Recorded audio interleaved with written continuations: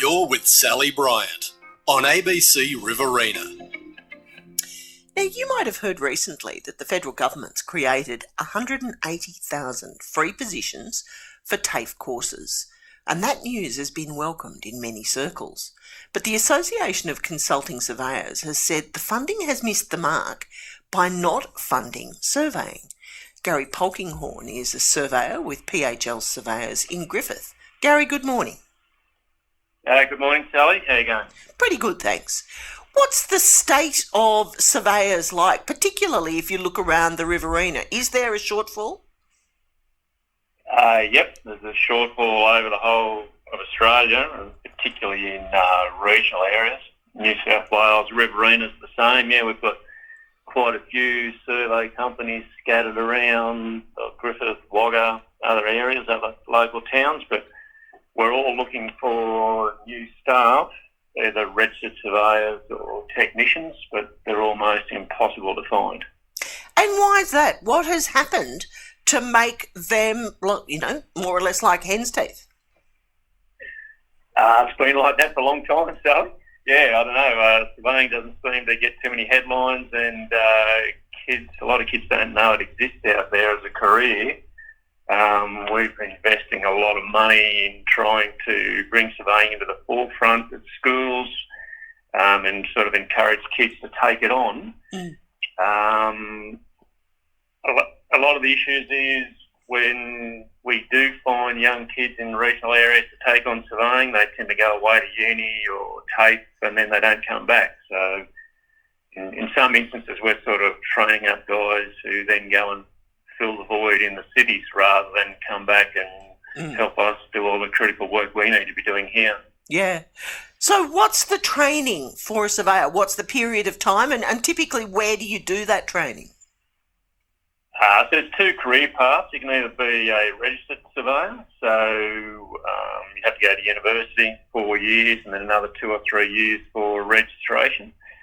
But the options for that are reducing all the time. There's University of New South Wales, Newcastle and University of Southern Queensland. So there's a lot of guys go through that, but I think the one we're more interested in here with ACS is the TAFE course for technical surveyors to do Cert 3, Cert 4 and diplomas in surveying. That's the area that we're really trying to focus on now because our training opportunities to train the technical guys are becoming very, very difficult to find, cost prohibitive, and that's sort of holding a lot of surveying firms back. So how do you go about getting more people to do it? Can you study it locally? Well, we're probably like most firms. You can't find surveyors, so you have to grow your own. So we try to get kids straight out of school, and either it's the university course or what used to be a TAFE technical course. Yeah, we give them a job and send them off to TAFE. And then try to get them interested and get them to come back. But TAFE sort of isn't offering much in the way of surveying courses anymore, and it's very difficult to find options for them to do. I suppose we're lucky here in Griffith. We've got the TAFE at Albury that isn't that too far away, but there's virtually no TAFE courses across Australia. So that's why in the industry at ACS we've had to set up our own private training courses to try to fill the gap and provide opportunities for these kids to do courses. So we're sort of heading more down a traineeship or apprenticeship type model where the young trainees can work 4 days a week and get 1 day a week online training. So it works for them, keeps them in the industry, keeps them working in our businesses as well. So let's just put this all into context. As I understand it, if you're looking to build or do any earthworks or anything like that, you pretty much can't turn a sod until the whole thing's been surveyed. Yep, exactly. Yep, the surveyor needs to be the first one on the site for initial surveys, planning, everything. So anything from a simple 2-lot subdivision to, major infrastructure projects, solar farms, wind farms. None of that can happen in regional areas or anywhere without the initial input from surveyors. So we're a critical component in development throughout the country, and we just think we probably need a bit more help from the federal and state governments in funding to try to keep training people to come through into the career. With your association, have you established good relationships with educational facilities, like with TAFE, like with the universities? Is there a good communication line there? Yes, there is. Yep. We do a lot of work with the University of New South Wales and Southern Queensland and Newcastle and with TAFE, but TAFE I'm not sure where TAFE's going. They just don't seem to have a great deal of interest in surveying. I'm not quite sure why. We've got over 200 students on a wait list to do the ACS course, but the TAFE model, they just don't seem to be investing in it. So, which is why we've had to pick up the ball and sort of try to develop our own courses. But our problem is we've filled the course. We haven't got any funding yet, and we've still been able to fill all our course places. And we've still got multiple more people who would like to do the courses, but we need some funding through federal, state governments to make those courses more affordable. Like in our own business, we were hoping one of our guys was going to do the diploma through ACS this year, but we've already spent our training budget. We're trying to help guys through university and through TAFE as well, and there's only so much money that small regional firms can throw at training their staff. So we're sort of desperately needing some help there to help fund these private training models.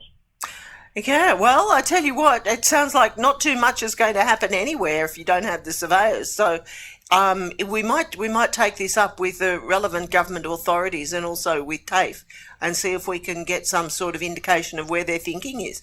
Thanks so much for speaking to me this morning. No problem. Thanks, Sally. Have a great day. You too. It's interesting stuff, isn't it? Because I don't know too much about building and construction, but as Gary and I were just saying, you don't do too much building and construction unless you've actually had a surveyor. In a moment, talking about a story that we were looking at yesterday, and the fact is that surveying seems to be the unloved cousin when it comes to funding education and training opportunities. This conversation will continue in a moment, and pretty serious one when you consider that surveyors are involved at the very early stages of pretty much every development. So if you don't have enough surveyors, you're in a bit of bother. You're with Sally Bryant on ABC Riverina. Now, yesterday you heard from a local surveyor about the fact that the federal government has created 180,000 free positions for TAFE courses, but apparently surveying isn't in that mix. Michelle Blitzov is the Chief Executive Officer of the Association of Consulting Surveyors. Good morning. Good morning. Let's talk about your concerns. So the challenge is that it's so exciting to see so many kids finishing their HSC and getting their results today, and as they choose a career path, the government has made a way for TAFE places, and that's great for some careers and some professions, but surveying is not available in many, many regional areas in the local TAFE. And that's a real problem for us. As you said, no building project starts or finishes without a surveyor being on site, and we just don't have enough of them. We're about 2,000 short in the country as a whole, and half of the surveyors are based in New South Wales. So what's gone on here? Is there a disconnect between the industry and the government? Where's the ball been dropped here? Yeah, the problem is that there are some very large professions. So bricklayers, plumbers, electricians, there are a lot more of those than there are surveyors. So because we're such a small profession, 15,000 of us nationwide, there's just not enough money in it. There's not enough people in it. And so TAFE and universities cut back when they don't have enough students to take up the course.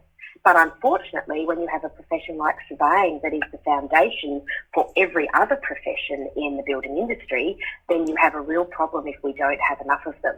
And so everything seems to be led by money, and we as an industry are behind it. We've created our own program. We did try to work with TAFE for 3 years to get them to deliver the course content in a way that meets the needs of small businesses, particularly in regional areas, but they couldn't come to the party. So throwing more money at TAFE, we think, will not solve our problems. So what would you like to see happen? Do you think the boat has sailed? Do you think it's possible to get a better result from the TAFE system? Well, my view is that the boat has sailed.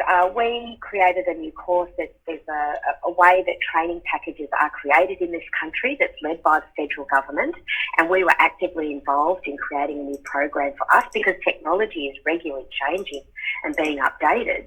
And we said to the TAFEs around the country, let's get together and create the course content, and they were not interested in talking with the industry on how they might do that. So what are the barriers to TAFE installing the sorts of courses that you would like to see in regional TAFE facilities? What's stopping them from doing that? Is it complex to teach? Do they need specific equipment? Is it a difficult thing to include in the syllabus? It's a little tricky because the equipment is quite expensive. They do need a lot of that. But we as the industry have said, we'll partner with you. You teach them the theoretical components in the course content, and we'll take them in our workplaces and teach them. That's what TAFE, remember, it's a technical education where you're supposed to be working in a vocation to get that training. But TAFEs are requiring them to come 3 and 4 days a week to the TAFE. Now, that doesn't work for our businesses. So we've created a course that means that they can train 1 day a week out of the workplace, the rest on the job, because this is on-the-job training that they need. Our surveyors learn from surveyors. They have for hundreds of years. That's how they are best taught. They still need the theory. They still need some of the components that are taught in a technical framework, in a schooling environment, but otherwise it's on the job. And TAFE makes more money, it would seem, by having kids in class and those sorts of things, and so that's what they're after. And we just don't have the numbers interested in a career in surveying, unfortunately, that makes that up. And we don't need hundreds of thousands like plumbers and electricians and some of the others, but we do need to have a surveyor in every major town and city across New South Wales. So what's the current shortfall in surveyor numbers at the moment? Yeah, so in New South Wales alone, we're short about 500 right now. That number will grow every year for the next 10 years. We've got a new research that will be released in January, and I've just seen the initial data from that. And so, as I said, it's about 2,000 on a national average that we are short. And the jobs go where, you know, WA is about to have an increase in number drops. And one of the great things about a career in surveying is you can take it with you anywhere you go. You can, you know, you can try mining, you can do a little bit with drones, you can do a little bit of laser scanning, you can do some cadastral work, you can work in irrigation. I mean, the opportunities for somebody choosing a career in surveying means that they can change their job every few years. So from the association's perspective, where to from here? If you say you feel like the boat might have sailed with TAFE, what's your next move to try and address these numbers? Yeah, so we as an industry have come together and we have partnered with an RTO ourselves. We've created the course content and we're able to deliver it the way that our businesses need it delivered. What we're looking for now is the funding from the government. We just learned yesterday that Victoria have rejected our application, as has Tasmania. They are only funding TAFE.